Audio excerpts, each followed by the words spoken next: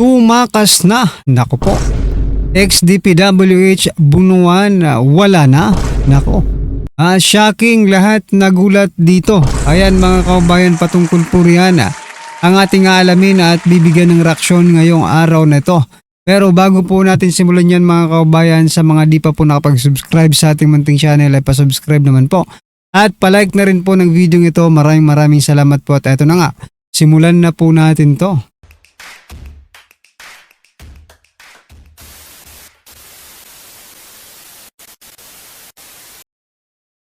So yan mga kababayan, simulan po natin ang ating balitaan dito po sa isang statement ng isang doktor na si Dr. Edsel Salvana. Kasi mga kababayan, napakabilis po kasi ng pangyayari, no? Patungkol po dito kay Cabral, no? Kay Yusek Cabral, mga kababayan. So eto, maging ang isang doktor ay nagdududa po sa sobrang bilis po ng paglalabas ng DNA result. Ito, basahin po natin to mga kababayan. Hinggil sa umano'y DNA analysis sa bangkay ni dating DPWH Yusek Catalina Cabral. Okay? Sabi po ni Dr. Edsel Salvana, mga kababayan, anyone who were sent Yusek Cabral's DNA for analysis, if what was reported is accurate, they got the result back in less than 48 hours, not insinuating anything, but if they really were able to sequence that fast, can we send our samples to whoever did the analysis so we can make our research project go faster? Ayan mga kaubayan, no? Maging ang doktor pong ito na si Dr. Edsel Salvana ay duda. Nagdududa mga kaubayan sa sobrang bilis po ng pag-analisa ng resulta ng DNA ni late Yusek Cabral, mga kaubayan. Meron talaga, hindi talaga natin maiwasan, no, na marami ang speculation that Yusek Cabral's death, no, mayroong mystery, no, may misteryo pong nangyayari. Ayan mga kabayan, gusto ko lang pong i-share yan kasi eto, professional doctor, na to, talagang expert na ito mga kabayan kasi doktor po no, and he is in the industry kumbaga ng mga doktor. So pero duda pa rin siya, di ba, sa galawan ng pagkakagurgor dito kay Yusek Catalina Cabral, mga kabayan. Well, anyway, puntahan naman po natin mga kabayan ito pong si Bunuan. Kasi mga kabayan, hindi pa rin umuwi si ex-DPWH Secretary Bunuan. Ang tanong ko sa inyong lahat mga kababayan, may pananagutan ba si Bunuan sa mga nangyayaring ito sa ating bansa? Flood control scam? Siya po ang DPWH Secretary. Malamang mayroon po siyang pananagutan. Ang problema, hindi pa po umuwi. Ano ba, nawawala na ba itong si Bunuan? Hindi pa rin umuwi ng Pilipinas mga kababayan. Aba. At ang matindi pa dito, NBI, DILG, DOJ for Immigration, o ano pa, Executive Department, President Bongbong Marcos Jr., Yusek Castro, diba? Undersecretary Castro, wala po silang ingay patungkol po dito kay Bunuan. Hindi po nila nababanggit na, Secretary Bunuan, pasdyo ka na, kailangan mo nang umuwi, wala po tayong naririnig na ganun. Parang, what I'm trying to point out, parang kinukonsinti lang nila itong si former Secretary of DPWH, si Bunuan. Diba? Well, anyway, ito po ang balita mga kabayan. Pakinggan po natin ito at bigyan natin ng reaksyon. Hindi pa rin umuwi ng bansa si former DPWH Secretary Manuel Bonoan. Ayon sa Bureau of Immigration, wala pa itong record na nakabalik na si Bonoan mula Estados Unidos, kung saan sinamahan daw niya ang kanyang asawa para sa isang medical procedure. November 11 nang umalis si Bonoan, nakasama sa immigration watch list dahil sa pagkakasangkot niya sa flood control scandal. December 17 dapat ang kanyang uwi. Hindi pa rin umuwi ng bansa si former DPWH. Oh, nasaan na po si Secretary Bonoan, mga kababayan?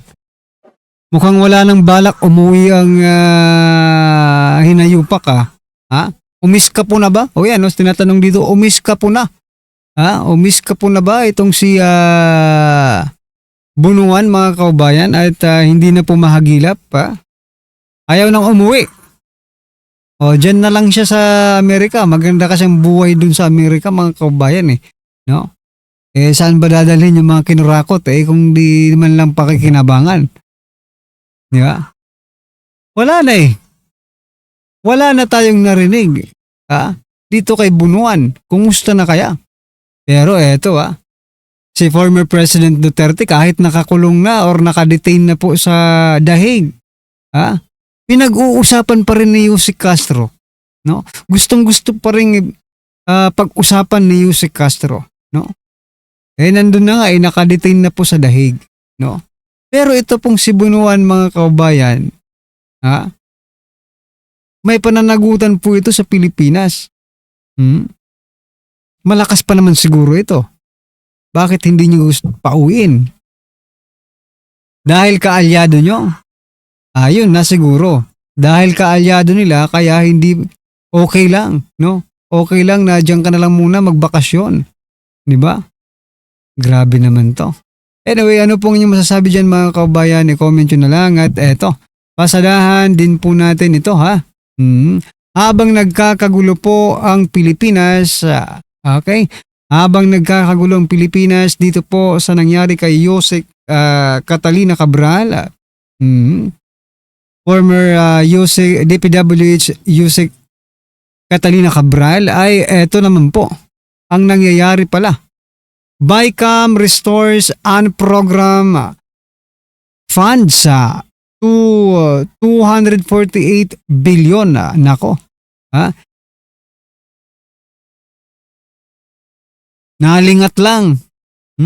Nalingat lang ng kaunti ang taong bayan. Eto na. Yung unprogrammed funds ay ibinalik po nila, mga kababayan. Despite earlier assurance from lawmakers that unprogrammed appropriations would be scrapped, tatanggalin. The Bicameral Conference Committee on Saturday agreed to restore the standby funds closer to the House of Representatives proposal of over 243 billion. Aray ko, lukuhan na ito. Lukuhan. Nung una, gusto tanggalin nyo na yan Di ba? Gusto na tanggalin na yung unprogrammed funds na yan. Ngayon, restore agad. Parang si ano lang Parang si Vince Dizon lang. Di ba? Budget cut yung yung DPWH budget cut. Ibababa yung mga presyo. Sabi nila ibababa nila yung mga presyo ng mga materyales, sabi. No, up to 50%. Correct me if I'm wrong about the figure, but I think it is 50%, no? Ibababa nila. At the end of the day, mga kababayan, i-restore din naman pala nila ang pondo, ang budget ng DPWH kasi hindi daw kakayanin na ipatupad or magawa yung mga projects. Hindi pala pwedeng magawa ang mga project. Ito niluloko lang tayo Hindi pala pwedeng magawa ang mga project sa ganung pondo, budget. Bakit nyo pa kailangan babaan ang presyo ng ang cost ng materyales? Di mas lalong bumagsak yan. Mas lalong hindi matibay ang pagkakagawa dyan. Diba? Kaya niluloko lang tayo dito Nagkakagulang taong bayan dito sa isang issue. Sila naman pinagsasamantalahan yung budget ng 2026. Biruin mo, 243 billion po, nirestore ng BICAM, para po sa unprogram funds na yan, mga kabayan. Ano po ang inyong masasabi dyan, mga karibin natin? I-comment nyo na lang. At eto, good news po para sa lahat. Nako, ICC, mababa ang bilang ng biktima sa kaso ni former President Rodrigo Roa Duterte. Ayon po sa balita, 303 pa lang ang nag-apply na biktima sa ICC case versus Duterte. Iniulat ng International Criminal Court na 303 pa lang ang aplikasyon para sa victim application sa kasong murder laban kay dating Pangulong Rodrigo Duterte. Bilang na tinawag ng na tinawag ng korte na limited kumpara sa inaasahang dami ng posibleng biktima. Ayan, mga kaubayan. Sinasabi kasi ng kampo nila, lalo na itong si Attorney Conte, Cristina May Conte, sinasabi nila Trillanes, yung iba pang mga inayupak, di ba? Sinasabi nila 30,000 po ang mga biktima. Ngayon pala 303 lang, mga kaubayan. So can we consider this as AJK? Itong 303? Mas marami pa nga siguro ang naguruguro ngayon . Hindi lang binabalita. Di ba? Kasi nagbalikan na po ang mga adiktos . Malamang hindi lang 303 case of murder ang nangyari ngayon, mga kaubayan. Kung ganun pala, mga karibin natin, mas maganda nito, padala na rin si PBBM sa ICC. For example, lumamang siya ng isa, 304. Di ba? Kinukonsidera na po nila yan na AJK. Di ba?